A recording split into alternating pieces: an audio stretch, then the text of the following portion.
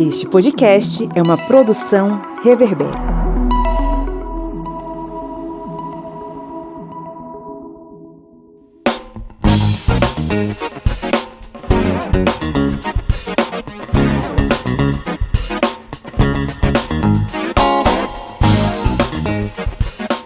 Olá, historiantes! Está entrando no ar mais uma vez o seu podcast sobre as ciências humanas, aquele podcast que resolveu caminhar com você pela trilha da democracia contra o fascismo. Eu sou o Pablo Magalhães e estou aqui acompanhado dessa galera maravilhosa, o senhor Felipe Monsanto. Bom dia, boa tarde, boa noite. Que bom falar aos ouvidinhos de vocês.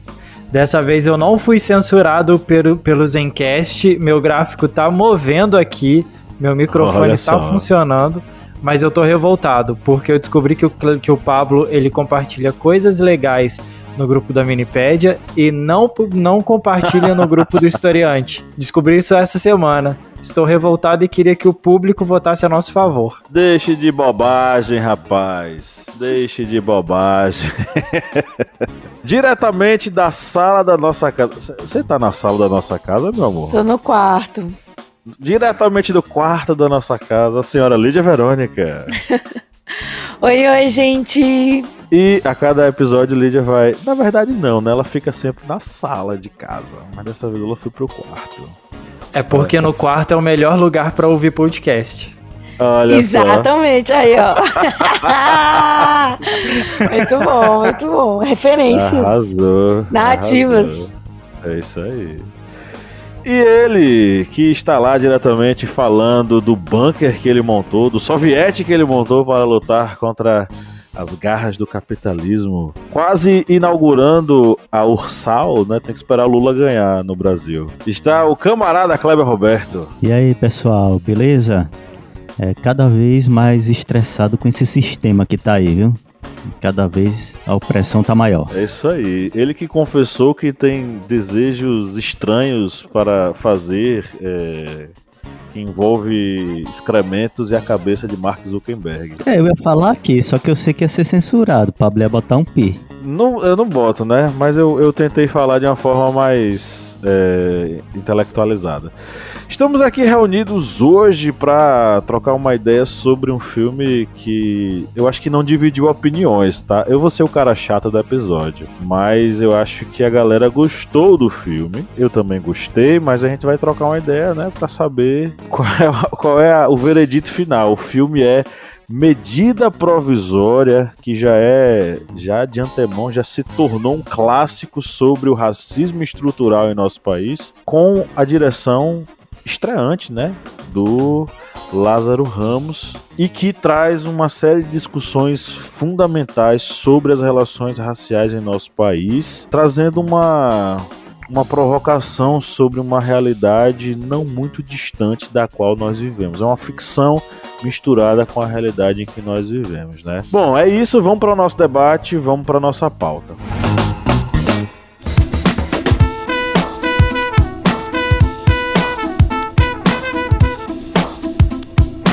Bom, quem curte e acompanha o Historiante pode nos ajudar a manter o projeto, não é mesmo, seu Kleber? Isso mesmo. Você pode ajudar o Historiante de uma forma bem fácil. E faz como? Vai lá no nosso Apoia-se.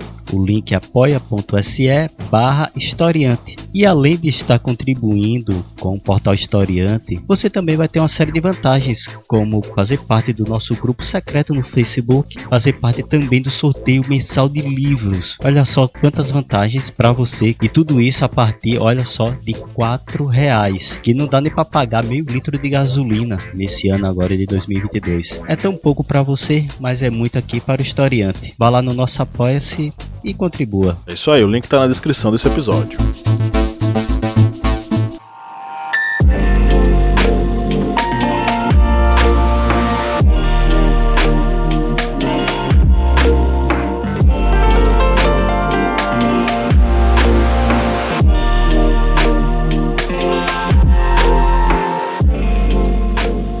Meus amigos, eu assisti, vocês assistiram. E aí, o que é que vocês acharam do filme Medida Provisória? Eu achei um filme muito forte, né? Assim, a mensagem, quando se trata desse tema, né? Eu acho que quanto mais forte, né, como eu posso dizer, mais a mensagem fica entregue, né? Mais a mensagem é entregue. Porque pra gente, especialmente nós pessoas brancas, né, que quando assistimos filmes sobre racismo, a gente não consegue se ver ali, né? Mas quando as coisas tomam uma proporção, assim, exageradas, supostamente exageradas, né? Porque, assim, tem questões ficcionais, né? Mas não são impossíveis de acontecer, né? Então, quando a gente toma esse choque, né, essa coisa forte, como eu falei, a gente consegue entender um pouquinho da gravidade do nosso sistema racista. E eu achei que tinha algumas referências com Handmaid's Tale. Não sei se o Felipe que está assistindo Handmaid's Tale agora também vai correlacionar essas referências. Tem muita referência. Demais. Que eu achei muito interessante, porque o que chamou a minha atenção, de verdade, assim, para fazer essa comparação, é o fato de, no caso do Handmaid's Tale, é mais uma violência de gênero, né? E no filme foi uma violência racial. Então, assim, a questão é que o oprimido, ele tá tão acostumado com os absurdos da sociedade que ele acaba banalizando a gravidade, sabe? Quando o ministro começa a falar sobre deportar os negros, ele ri, ele faz piada, né? Porque é um absurdo, ele não acha que vão seguir em frente com essa ideia, porque ele ironiza, né? E muitas vezes a gente também ironiza falas do nosso atual presidente por achar absurda, né? Mas assim, é só o primeiro passo, na verdade, que ele dá para a iniciativa golpista que ele tem, né? Plano golpista que ele tem. Enfim, coisas que é uma coisa que eu sempre falo nos podcasts da gente, especialmente quando a gente fala sobre as falas do nosso presidente. A gente tá vendo tanto absurdo que acaba não levando a sério. E aí, quando acontece, a gente não tem mais controle, né? A gente não consegue controlar porque a gente banalizou, a gente ironizou, brincou com aquilo por achar absurdo, né? E para eles é só uma linha de raciocínio que vai sendo traçada até ser cumprida. Eu acho que ele é um filme que ele incomoda, sabe? Ele me incomodou muito. Eu saí do filme com uma sensação muito, muito pesada, e a mesma sensação que eu tive quando eu assisti The Handmaid's Tale no começo. O que a Lil falou foi muito pertinente, né? E eu acho que o exagero que ele traz, ele escancara muito o quão ridículo e o quão preconceituoso nós somos, como a nossa sociedade é. Ele traz algumas coisas em pequeno, né, em flashes, que remetem muito às coisas que a gente comete. Às vezes, igual tem uma parte no filme que a Renata Sorrah, a personagem da Renata Sorrah, ela chega pro personagem do Alfred e comenta com ele: ué, mas você não é cotista? Você chegou onde você queria, você alcançou o que você queria. E ele fala: não, eu não era cotista, mas eu sou filho de cotista. Ou seja, eles chegaram a um patamar, eles chegaram numa situação em que eles estavam ocupando espaços que antes não eram ocupados por outras pessoas. Eram espaços que não pertenciam a eles. E tem alguns momentos do filme, eu não sei se vocês prestaram atenção nisso, a personagem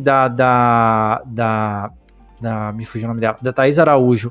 A personagem Capitu. Da Thaís Araújo, ela é a Capitu, ela ocupa um cargo que é majoritariamente elitista. Se você vai numa faculdade de medicina, a maior parte dos estudantes são pessoas brancas, são pessoas ricas, e ela não. Ela ali, ela está ocupando um papel principal, ela está num cargo elitista, e toda a atenção do filme está direcionada para ela. Enquanto, em alguns momentos que a gente percebe no filme, um papel de segurança, que, entre muitas aspas, seria o local de pessoas pretas, de pessoas negras, é um local de uma pessoa branca, que é o segurança lá do hospital onde ela trabalha. Eu percebi isso também. Inclusive, olha, com cara de desdém quando o marido dela chega, né? Eles estão ali. Muito. Ele não é nem um pouco simpático. Muito. Ele se sente incômodo. Você vê a cara de incômodo, né? daquele homem branco servindo duas pessoas negras. Exatamente. Eu fiquei muito. Essas coisas me chamaram muito a atenção no filme e me mostraram muito o escancarado do ridículo, sabe? Quando a gente olha e fala assim, cara, não é possível que isso tá acontecendo, isso tá acontecendo no filme, isso não pode acontecer na vida real.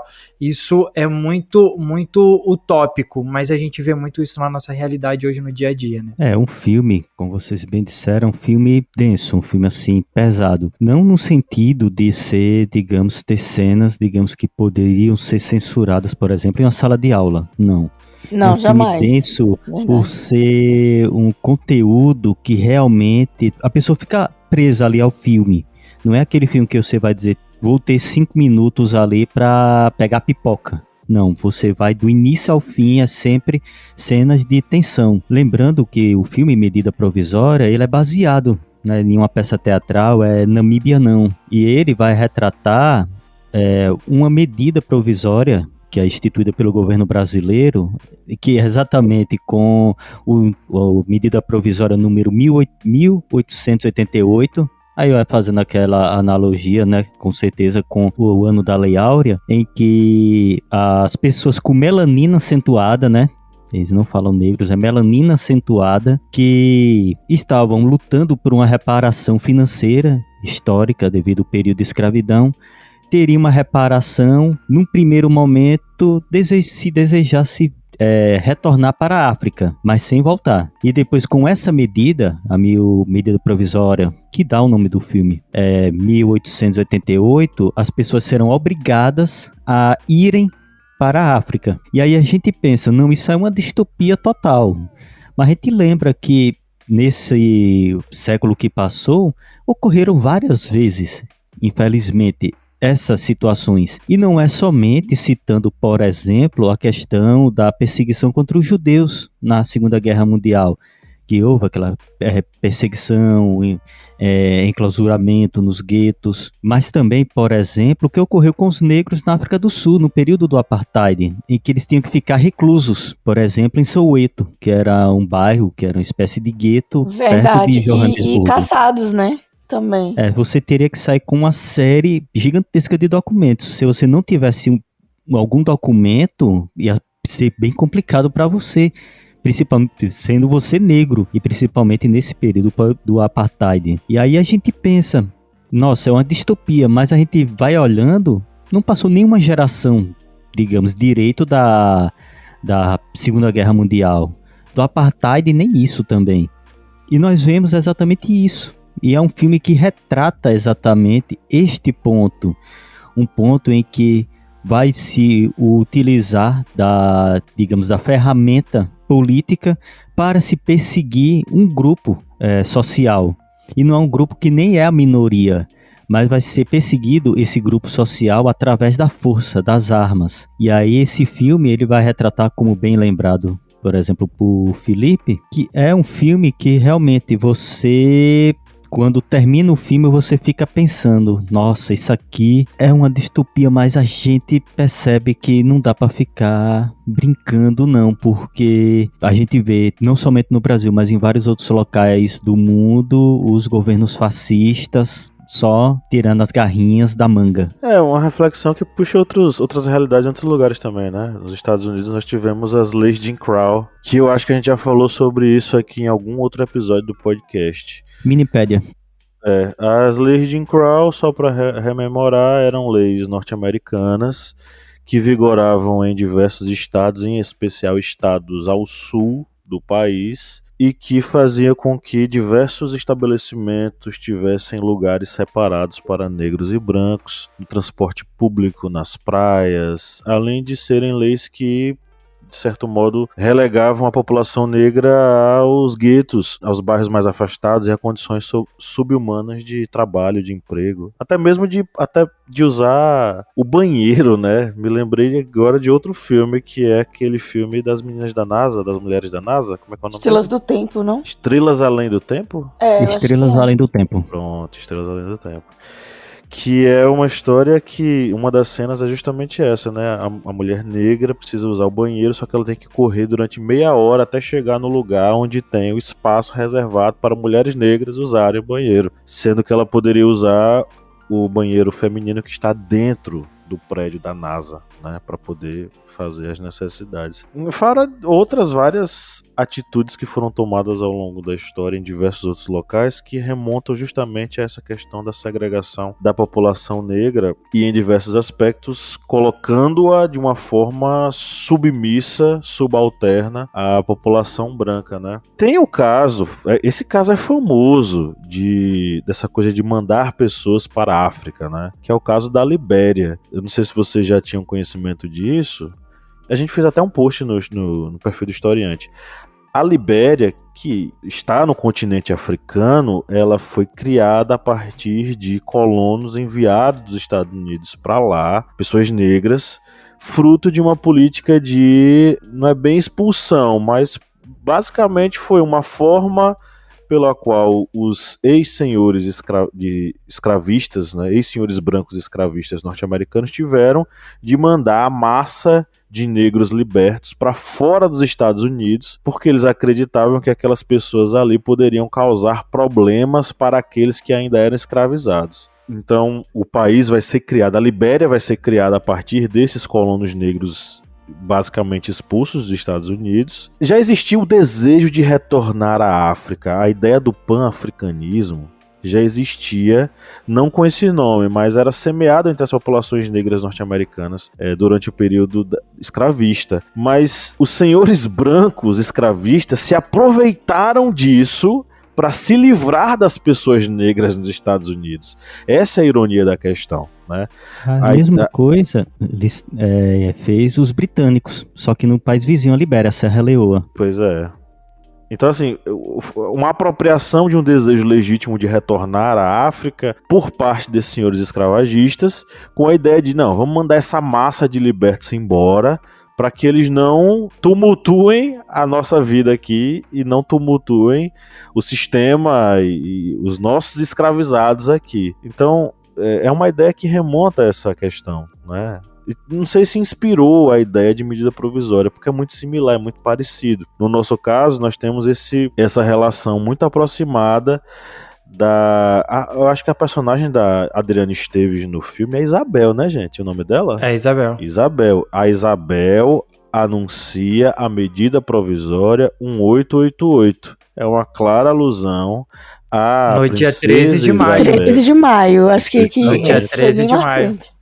É uma representação direta da assinatura da Lei Áurea que libertou, entre aspas, os escravizados, não, entre aspas não, libertou de fato os escravizados das relações escravagistas até então impostas no Brasil, mas os enviou para uma vida miserável, sem condições de sobrevivência e ocupando uma posição extremamente marginalizada na sociedade brasileira, né? Não, e falar justamente que eu tinha feito essa mesma assimilação entre a abolição e a esse regresso, que eles iam chegar num país sem saber a língua, sem saber sua origem, sem bens, sem dinheiro, sem profissão, sem formação.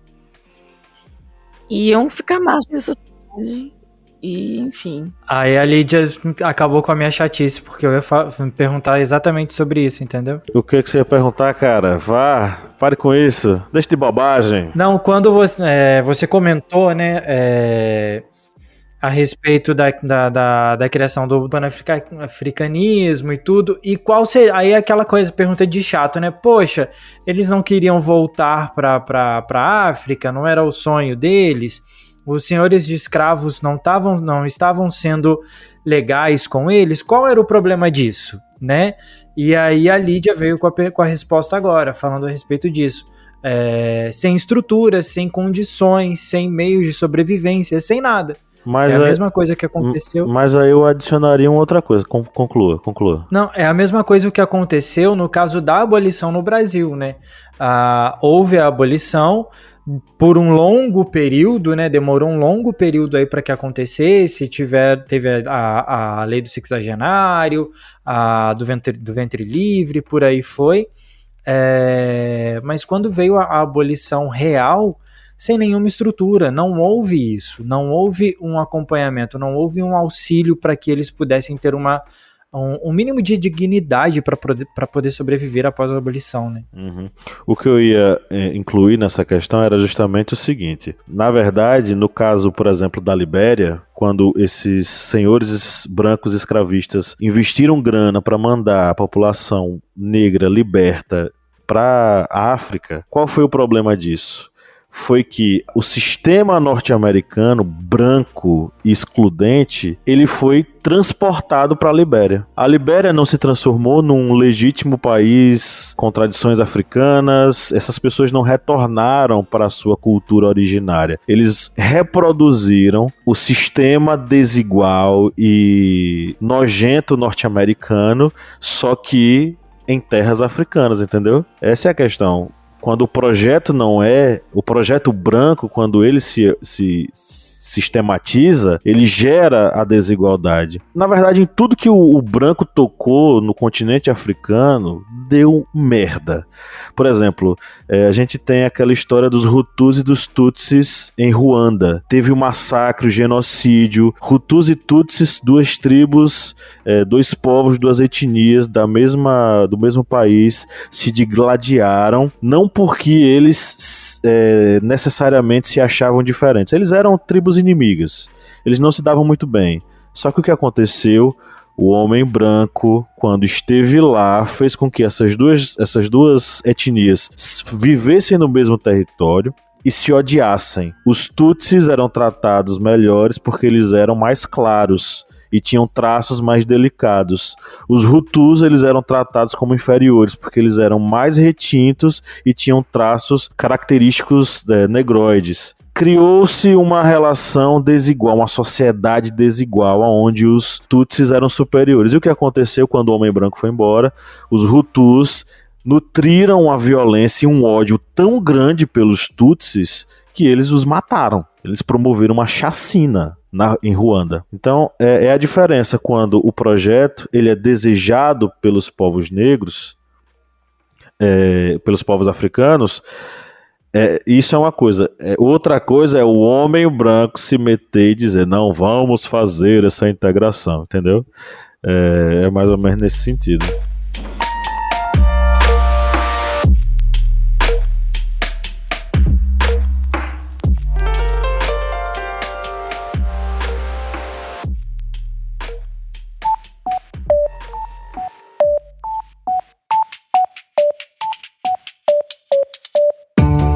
Me diga uma coisa, Lídia Verônica, qual é o melhor lugar para ouvir podcasts? O melhor lugar para ouvir podcast, pra mim, é na cama. Mas pra todo mundo, é o Orelo. Com certeza. Além de tudo, o Orelo nos remunera. Cada clique seu ajuda o nosso projeto a crescer. Então quer dizer que só de a pessoa ouvir, dar o play lá nos episódios, isso já nos ajuda? Nem precisa a pessoa pagar? Exatamente. Se você não pode ou não tem interesse em ser um apoiador, mas acha o nosso projeto legal, vai lá no Orelo e dá essa força pra gente.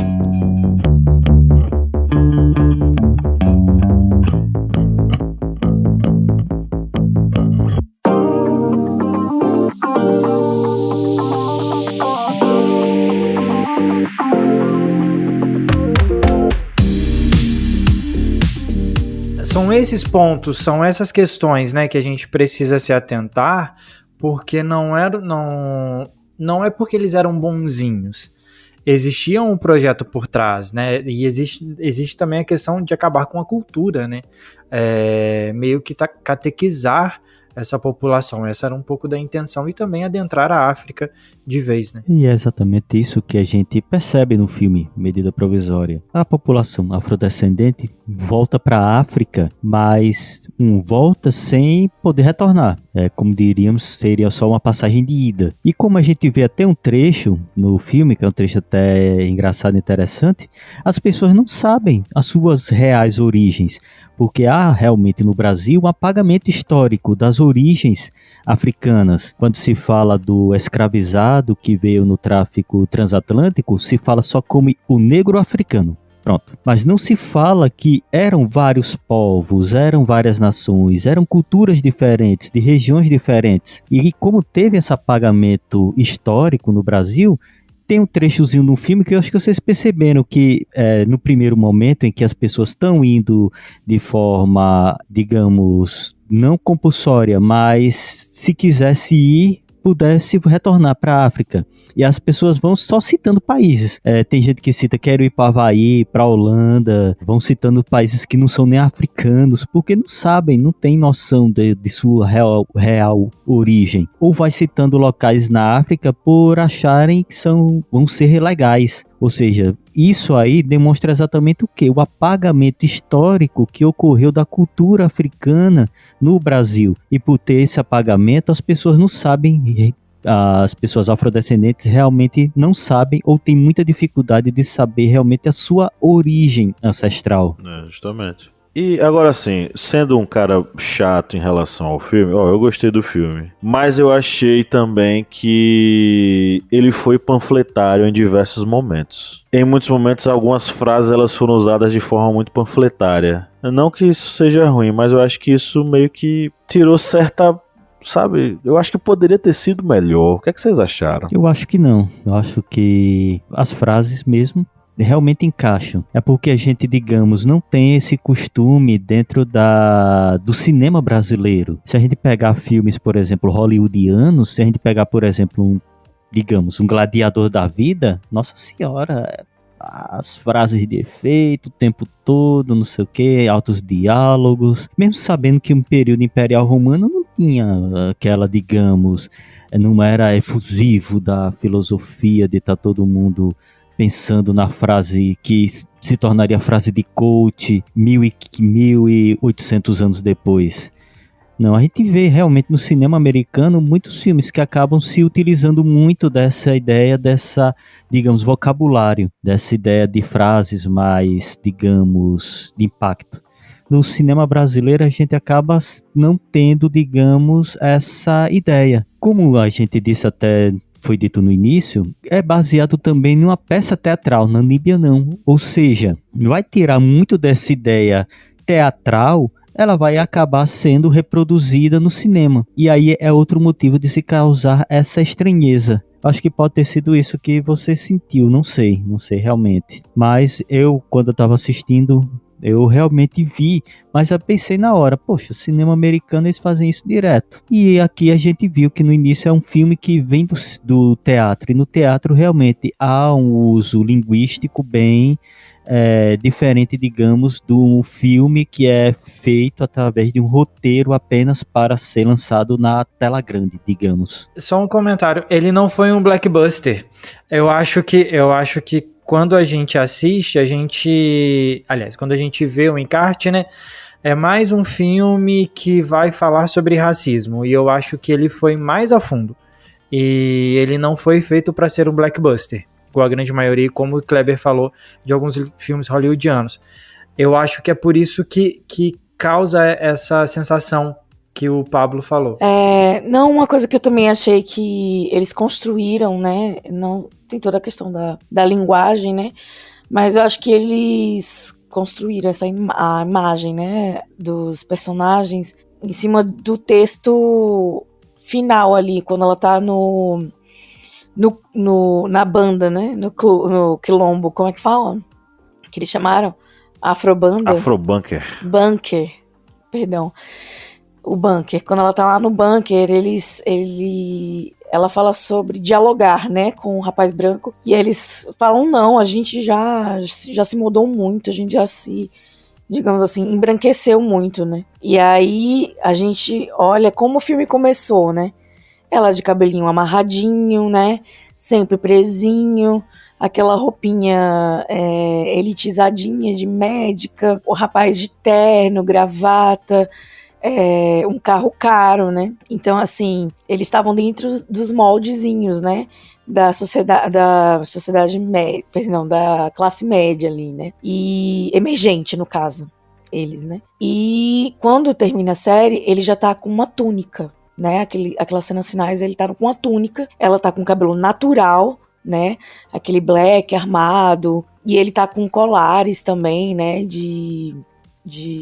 Com referências africanas, os dois, né? Eles estão ao natural, né? Ele tá até com cabelo maior no final do filme. E eu achei que eles queriam justamente mostrar o negro, a imagem do negro após a resistência, sabe? Que ele se desvincula desses padrões sociais brancos. O terno e gravata, a imposição do cabelo da mulher, né? Que ela tem que ser um cabelo preso, né? Um cabelo comportado, padrão. E aí a cena final, eles basicamente se libertam de tudo isso, né? Então também uma forma de dizer que é uma libertação da resistência negra, né? Trazer a sua cultura na sua vestimenta e na sua forma de se expressar, com cabelo, sua forma de ser, no caso, né? Com cabelo, sua postura, enfim, sua luta. Nessa parte, Vai, Kleber. Tá eu e Felipe hoje, né, Felipe?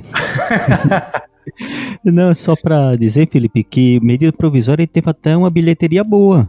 Ele parece que assim, no filme nacional, nos período de lançamento dele, ele só perdeu para o filme Detetives do Prédio Azul, porque é um filme infantil e a gente sabe, infantil acaba atraindo um público bem, digamos, cativo. Mas ele mesmo sendo feito como um filme para não ser um blockbuster, ele conseguiu uma excelente bilheteria, disputando ali um período até, digamos, de retorno nas salas de cinema e com filmes bem pesados na época que ele saiu, que saiu com Animais Fantásticos, esse Detetive do Prédio Azul. Foi um filme bem, digamos, que conseguiu atingir a expectativa nos cinemas, na tela grande. Sim, mas ele não chegou em boa parte das salas. Houve, eu acho que por volta de 1.000 salas no mar. Não cheguei a isso tudo. Houve um número menor de salas do que o normal, mas ele teve uma bilheteria muito boa, assim. Do que a Lídia estava falando agora há pouco e que me chamou muito a atenção no final do filme, quando eles são...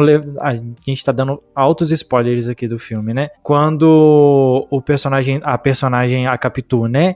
A personagem da Thaís e o Antônio estão sendo levados pelo camburão, né? Para poder voltar para a África, tem uma fala ali da jornalista que está transmitindo, alguma coisa assim, que ela fala que eles eram os últimos negros do país e que a partir daquele momento o Brasil não teria mais negros. Se o filme acabasse ali, eu pensando depois, né? Se o filme acabasse ali, será que realmente não haveria mais negros? Claro, existia o grupo lá separado, que estava escondido, tudo, enfim.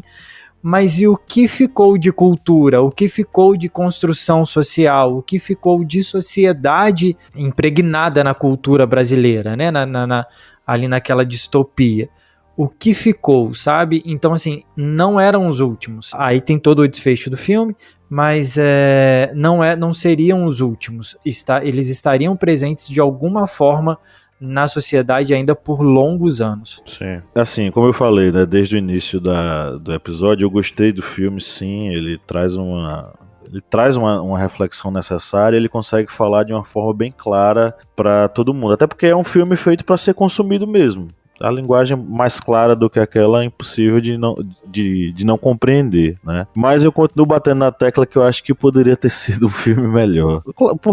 Primeiro por motivos mais práticos, né? Eu acho que Seu Jorge como alívio cômico não dá certo. Eu não consigo entrar na vibe cômica dele, não, nesse filme. Que ele vai, inclusive, do cômico ao trágico, né, em relação aos eventos que vão acontecendo ao longo do filme. Mas eu ainda acho que a gente poderia ter abordado algo melhor.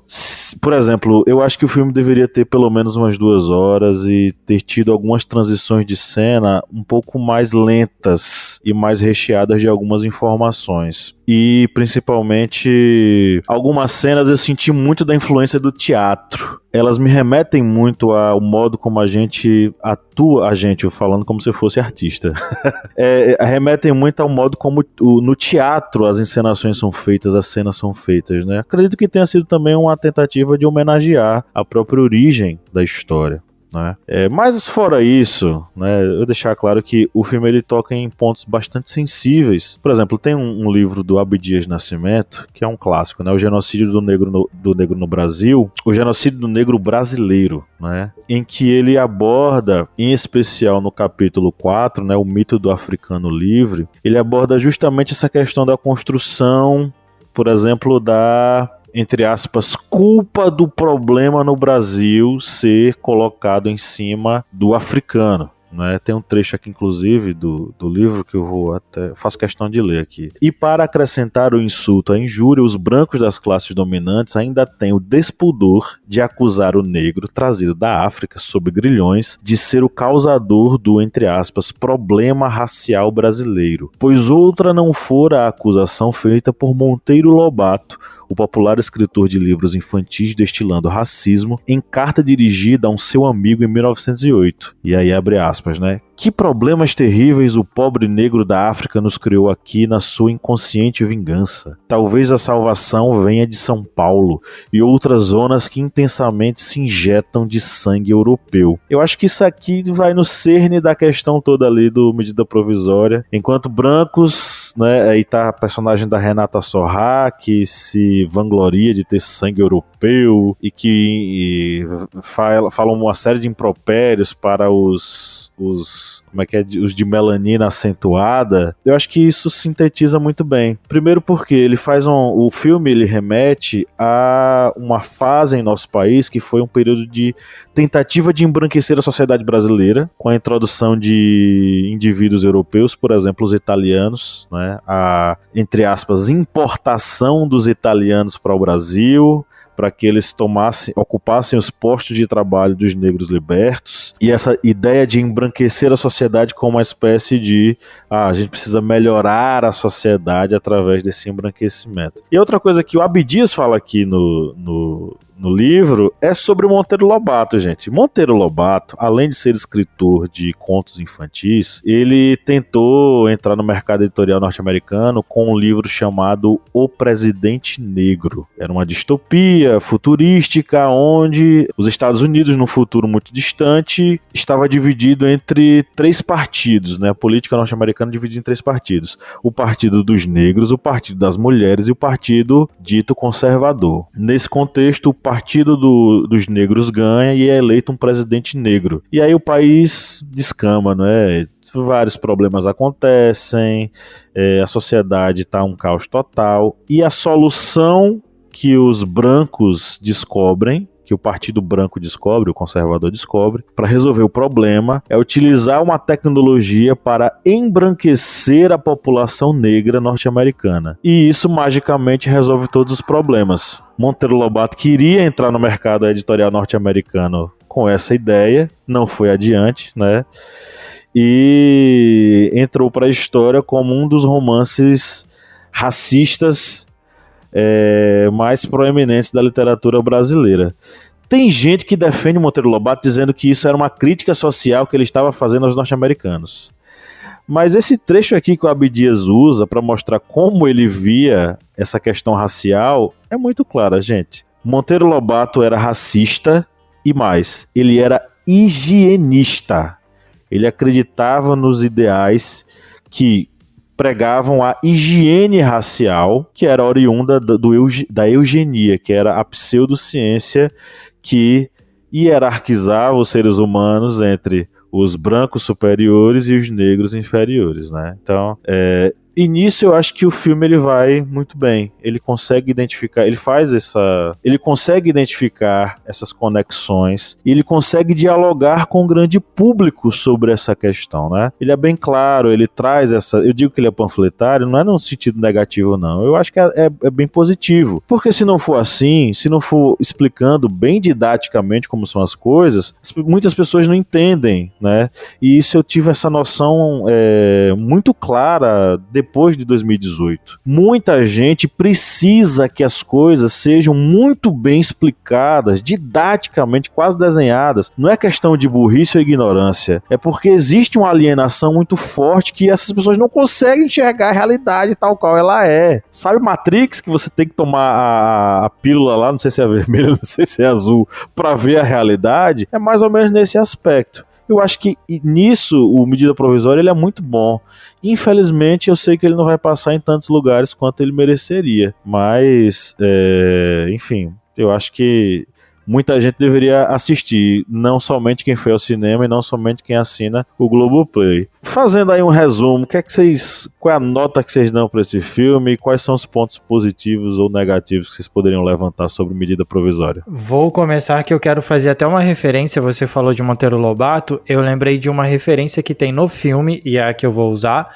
A personagem principal, que é a da Thaís Araújo, que é a Capitu, Capitu é uma personagem de um clássico nacional escrito por um homem negro que foi embranquecido durante toda a história. E até um tempo atrás a gente teve uma polêmica a respeito de uma campanha do Banco do Brasil por conta do embranquecimento de Machado de Assis. Então, o filme é cheio de referências, eu achei muito interessante isso, me chamou muito a atenção. Me chamou muito a atenção essa questão do embranquecimento de Machado de Assis e da personagem ter o nome de Capitu. Isso me trouxe muito esse pensamento. A parte em que a personagem da Renata Sorrah, ela se auto-intitula branca, né, de origem europeia, também me chamou muito a atenção e me fez com que eu questionasse a nossa raça, né, a origem do povo brasileiro. E é isso. E eu dou pro filme nota 9. Eu acho que eu dou nota 9 pro filme. Eu também fico com a nota 9. Eu acho que podia ter sido menos redondinho, sabe? Mas eu achei muito bom. Foi uma crítica muito bom e toda iniciativa em torno disso é relevante e significativa, então também ficou no 9. Bem, a minha nota também seria 9, porque esse filme ele realmente vai retratar toda essa distopia que ocorreria no Brasil através de uma lei, mas a gente vê todos esses reflexos, tantas questões como a gente abordou aqui, questões históricas que ocorreram. A gente vê que atualmente o racismo estrutural, que é muito abordado no decorrer de todo o filme, é algo que é muito assim presente em nossa sociedade, como o nome diz, infelizmente. É um racismo que está estruturado em nossa sociedade, é ali nas falas, uma fala, por exemplo, que lembra uma certa emissora de rádio que tem TV, que as pessoas insistem em fazerem as piadinhas racistas, e aí tem lá um momento em que a pessoa está dizendo, não pode mais chamar o neguinho de neguinho, agora tem que ser melanina acentuada, vamos fazer mais o quê? E fica ironizando ali na sintonia do rádio. Coisas assim que vocês vão pegando, quem está assistindo vai pegando do racismo estrutural. Não somente isso, é aquela personagem mesmo que foi citada de Renata Sorrah, que faz, acho que é Dona Isildinha. Ela mesmo fica insistindo com os outros personagens, com a Capitu, com o Antônio, com o André, que são os personagens, né, do filme. Quando vocês forem embora para a África, minha sobrinha quer o apartamento, quer ficar nesse apartamento. E ela cita isso várias vezes no decorrer do filme, acho que umas 3 vezes. Isso lembra exatamente a mesma coisa, o que ocorreu com os judeus durante o período em que eles estavam sendo expulsos de suas casas. Os alemães, eles acabavam ocupando as casas deles, assim que eles eram perseguidos e eram retirados de seus lares. Ou seja, vocês vão pegando todos esses traços históricos do racismo estrutural, nos dizeres, nas atitudes. Ou seja, é um filme que realmente vale a pena ser utilizado. Como a gente disse aqui, é um filme denso, é um filme bem denso, que traz aquela, digamos, sensação assim, de um filme bem pesado. Mas como a gente disse, Não é um filme com cenas que vão estarrecer, não, tem sexo, tem palavrões, não. É um filme denso devido ao seu conteúdo. E como a gente está aqui trabalhando com educadores, vale a pena utilizá-lo em sala de aula e abordar todos esses traços que nós trouxemos aqui, sobre o racismo, sobre fatos históricos, ou seja, esse podcast é o embasamento científico para esta obra cinematográfica. Eita, poxa! Olha só, tem que... menino! É o jabá. Pro filme é nota 9, mas pro Kleber é nota 10, hein? Globoplay, financia a gente, patrocínio. Cara, assim... Alô, Marinho! Eu sigo vocês com a nota 9. Só que o meu filme brasileiro preferido sobre esse assunto permanece sendo Quanto Vale o É por Quilo. Eu acho que é um filme sensacional, ácido, irônico, e ele consegue passar a navalha assim, sabe, na carne do racista ao criticar essa sociedade que a gente tem de aparências. O Quanto Vale é por Quilo critica a questão do assistencialismo e dessa coisa por exemplo, a socialite branca que ajuda as crianças negras na favela. O que é que tem por trás disso, né? Quanto disso é verdade, quanto disso é pura mídia.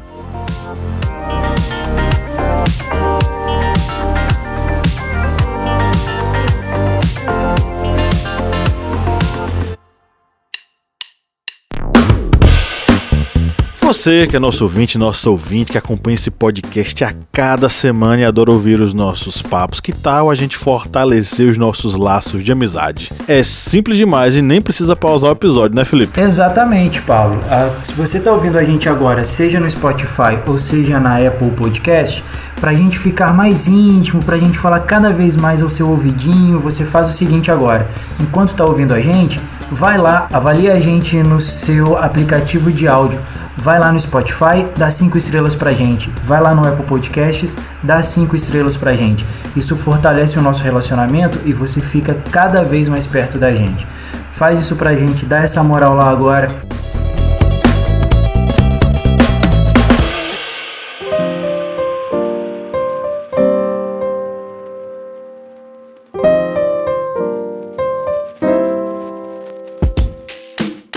Chegamos aqui à nossa área de indicações, que é um oferecimento aos nossos apoiadores. É uma curadoria especial feita para todos vocês, mas que tem essa dedicatória especial para os nossos apoiadores, né, Felipe Bonsanto? Exatamente, Pablo. Se a gente existe é graças à ajuda dos nossos apoiadores que tá lá com a gente e tem conteúdo exclusivo.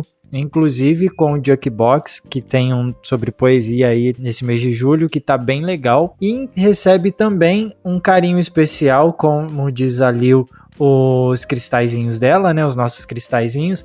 Um beijo e um abraço nessa indicação. Hoje eu vou mandar um abraço para nossa apoiadora que voltou, a Juliana Rodrigues Alves, a Alessandra Fonseca e o Reinaldo Coelho. Um abraço forte, um beijo, e as nossas indicações de hoje vão ficar para esses 3. Eu vou começar aqui então. Pera, deixa eu só fazer uma menção honrosa aqui. A Helena mandou e-mail pra gente. Disse que ouviu quando a gente dedicou pra ela o episódio, né? Fez essa dedicatória. Disse que ficou lisonjeada.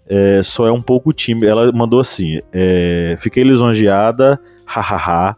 Só sou um pouco tímida mesmo. Gosto muito do conteúdo, não perco nenhum na semana, tá? Então, Helena, querida apoiadora, um grande abraço de todos nós. Abraço, Helena. Muito obrigado por apoiar a gente. Vou começar com as minhas indicações então. De série, eu vou indicar 2 séries bem legais que eu gosto bastante, que mostra muito o racismo e debate muito o racismo, que é uma série da Netflix, que é Cara Gente Branca, que chama a atenção em um evento no Halloween. Eles promovem numa escola um Halloween e aí a partir dali eles vão fazer o debate do racismo. E Little Fires Everywhere, que é uma minissérie, na verdade. Ela tem começo, meio e fim. Ela tá na Amazon Video. Ela é baseada num livro e conta a história quando uma família negra, na verdade uma mãe e uma filha, vão morar numa vizinhança branca. E aí conta os desafios, conta sobre o racismo, conta como o racismo estrutural ele está inserido na sociedade e como ele é desenvolvido. É bem interessante essa série. Aí ficam as minhas 2 indicações de Cara Gente Branca na Netflix e Little Fires Everywhere. De música, eu fiquei muito... Quando terminou o filme, a trilha sonora do filme ela é maravilhosa, ela é sensacional, do Medida Provisória, mas eu terminei com uma música na cabeça do Rapa, chamada Navio Negreiro. Essa música fala sobre uma abordagem policial a uma pessoa negra que está indo trabalhar, e aí conta, né, na música sobre aquela abordagem e fala que todo camburão tem um pouco de navio negreiro. É uma música muito pesada, uma música muito forte do Rapa. E uma música do Baco Exu do Blues, chamada Bluesman, que fala sobre como a gente embranquece a cultura, né, do que a gente tem. Fala do embranquecimento de Jesus, fala sobre Exu, fala sobre a demonização de Exu, né, que é colocada pela sociedade branca, pela população branca, e aborda muito sobre o embranquecimento da cultura negra. Então são essas as minhas indicações dessa semana. Show de bola. Deixa eu só fazer uma interferência, não é minha indicação não, é que eu lembrei disso agora. O último episódio que a gente gravou analisando algum filme foi Marighella, né? Direção de Wagner Moura. Hoje a gente tá falando sobre Medida Provisória de Lázaro Ramos. São 2 atores com a carreira sólida, né, na dramaturgia, que agora estão como diretores, né, criando, né, e guiando, né, produções cinematográficas, os 2 oriundos da Bahia. São 2 diretores baianos, né? Quem aí assistiu, por exemplo, Opa e Ó, viu a relação dos 2, né? Interpretando inclusive personagens antagônicos. E não consigo esquecer da cena do Lázaro Ramos com o Wagner Moura, né? E o Lázaro Ramos recitando Shakespeare na pele do... Como é que era o nome dele, minha gente? Do personagem de Alpaió que ele interpretava? Poxa, minha memória é uma bosta. É viu? Lázaro Ramos? Sim. Fazia como é que era? Rock, né? Ele interpretando um trecho de O Mercador de Veneza, né? Que o judeu fala quando ele está sendo julgado. Ele está sendo julgado, inclusive, pela raça dele. Ele fala, e o judeu não respira, o judeu não tem mão, não tem pé, não tem corpo, não é que nem vocês. Ele fala isso em relação a ele ser negro, né? Que o Wagner Moura diz, você é negro, você é um negro. Aí ele fala, e o negro não respira. sangra. Isso, justamente. Boca. Isso. Se você der um tiro, o negro não morre. Boca. É o Mercador de Veneza dentro de Opaió na interpretação de Lázaro Ramos e Wagner Na adaptação, Moura. né? Ele interpretando, né? Shakespeare para todo mundo entender. Não, era isso. Passa a bola aí pra vocês. Então eu vou fazer uma indicação, já que o Felipe já... Não te interrompi. Usou o seu momento. Na verdade, eu não te interrompi, né? Eu vou indicar o Handmaid's Tale, que a gente comentou aqui, né? Da Amazon Prime também, né? Você encontra lá. Eu acho que tem que adicionar mais um canal dentro, né? É para assinantes Prime, mas eu acho tem que pegar o Paramount. Isso. Mas tem no Globoplay também. É verdade, eu ia comentar isso. Eu assisti em outro canal, aí eu lembrei, era o Globoplay. E é fantástica essa série, é utópica também, mas ela traz pontos reais que a gente tem que questionar. Gente, que essa série, quando eu comecei a assistir ela, e agora eu tô na espera da 5ª temporada. 5ª, né? É a 5ª sai agora em setembro. Tô aqui à espera da 5ª temporada, ansiosa, porque achei que tinha terminado, né? Mas parece que tem mais pano pra manga aí. Mas é interessante, muito, muito legal a perspectiva, né? Mas é uma série forte e dolorida, né? pra gente que é mulher, os homens vão ficar um pouco chocados e a gente que é mulher vai doer bastante. Eu vou indicar uma série que eu tô assistindo, tô terminando de assistir a 3ª temporada, que é o The Boys, da Prime Video também, da Amazon. Ela também vai focar nessa questão do racismo e do racismo não só sobre as pessoas negras, mas de uma forma geral. Fala sobre os judeus, fala sobre os asiáticos. É interessante, porque os anti-heróis, né, que são os mocinhos da história. Então é muito, muito legal essa série. Eles tiveram a equipe, né, dessa série, o elenco teve recentemente no Brasil e foi uma loucura, né? Eu já tinha ouvido falar muito bem dessa série e resolvi ver. E, poxa, gente, eu sem querer passei 2 dias assistindo a série. Muito boa mesmo. Então eu vou indicar aqui The Boys pra vocês curtirem no fim de semana. São 8 episódios por temporada. E vou indicar a música O Que Se Cala, da Elza Soares, que ela casa perfeitamente no filme, ela faz parte da trilha sonora do filme. E eu achei muito interessante a frase que diz, a letra da música, num trecho que diz: meu país é o meu lugar de fala.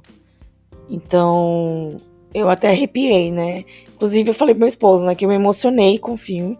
Pode ser os hormônios, né? Mas eu realmente me senti tocada em alguns momentos. E eu acho que a trilha sonora foi o diferencial para que eu realmente me emocionasse e me emergisse ali na história, né? Foram músicas perfeitamente escolhidas. E essa da Elza é muito bonita. E é isso. E é sobre. Bem, as minhas indicações, eu vou indicar um livro aqui de Ale Santos, que é o último livro dele, O Último Ancestral. Esse livro que foi até indicado na CCXP Always, que teve os últimos dias, a semana passada, que ele foi indicado, chegou a ser finalista na indicação categoria ficção. E esse livro se baseia, olha só, numa periferia de uma cidade chamada Nagaste, que é num futuro ultra tecnológico, já que a lei ele utiliza elementos do afrofuturismo para fazer esse livro. E nesse futuro existe essa favela onde toda a população negra ela acaba sendo exilada, quando seres que são partes homens, parte máquinas, que são chamadas de Singens, eles acabam tomando o poder. Lembra bastante o Medida Provisória. E eles estabelecem uma forte política de segregação.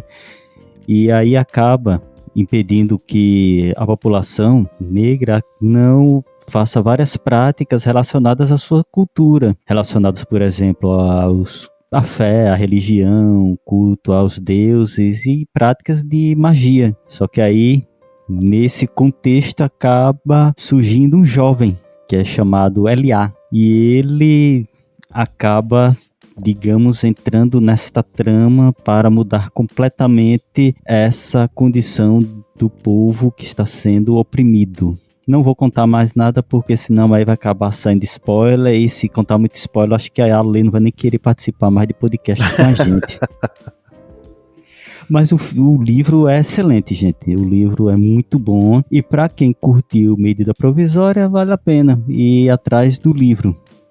Tem uma arte, assim, uma ilustração muito boa, e a história também vale a pena. Como músicas, eu vou indicar 2 músicas aqui. Uma música que faz parte até da trilha sonora de Medida Provisória, que é da cantora Xenia França. A música é Breu, que vai falando exatamente sobre a questão da mulher negra feminina, toda essa, digamos, visão preconceituosa que tem contra a mulher negra, que se torna até algo pior que até mesmo contra o homem negro, ou seja, a mulher ela acaba sendo vista ainda, digamos, com um degrau a mais que o próprio homem afrodescendente, coisa que a gente vê até sendo citado em Medida Provisória. E a outra música eu vou citar de uma banda de hardcore norte-americana chamada Negro Terror.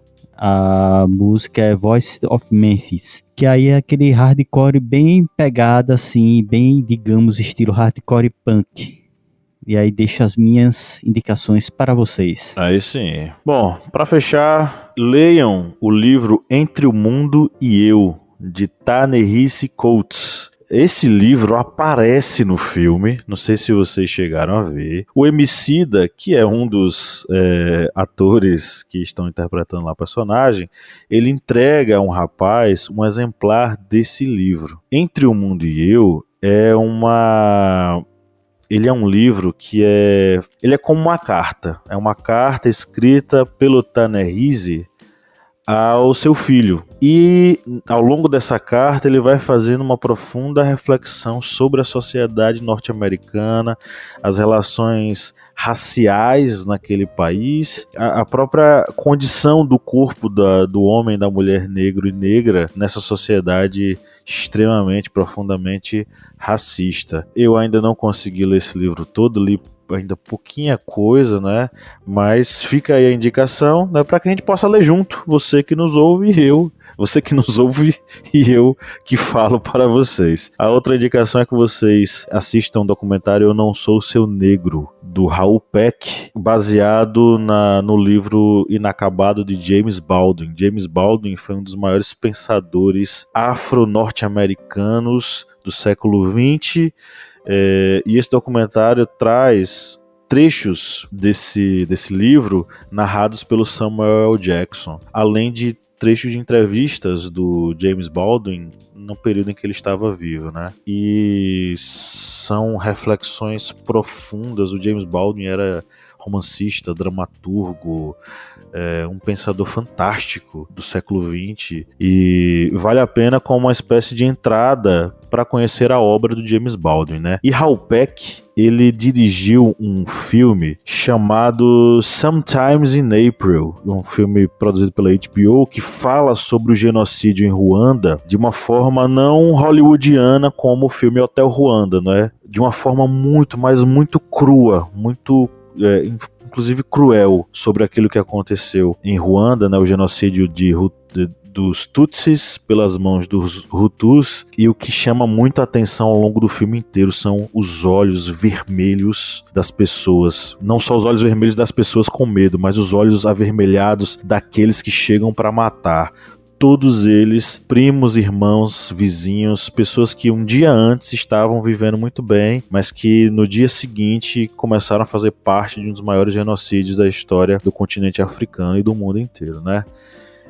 Então fica a dica, o documentário Eu Não Sou Seu Negro. E para a nossa playlist, eu vou indicar uma música só da Agnes Nunes. É uma jovem cantora negra nordestina que canta desde músicas mais românticas, desde músicas mais lentinhas, a uma batida meio hip hop, enfim, tal. A música é Deixe-me Ir, que é uma música do, meu Deus, Noel Rosa. É Noel Rosa? Não é Noel Rosa não. Como é que é o nome dele? Me ajuda alguém, minha memória está uma bosta. Depois da Covid eu fiquei terrível. Cartola. Noel Rosa era branco. Isso. Música do Cartola. Então, a releitura bem gostosa da voz da Agnes Nunes, que canta muito bem. E se você não conhece, conheça agora o trabalho dela e escute Cartola também, tá? Eu acho que é isso, chegamos ao final da nossa gravação. Acho que a gente conseguiu falar sobre muitas coisas, né? Aqui hoje, espero que você que está nos ouvindo, você que chegou até aqui, até esse momento central do nosso podcast, saiba que esse podcast, esse programa é feito pra você. Receba o nosso abraço afetuoso. E no 3 vamos dar o nosso tchau coletivo. 1, 2, 3. Tchau.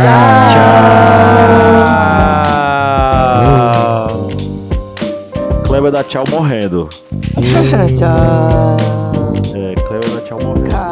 Gente, tô correndo pro banheiro.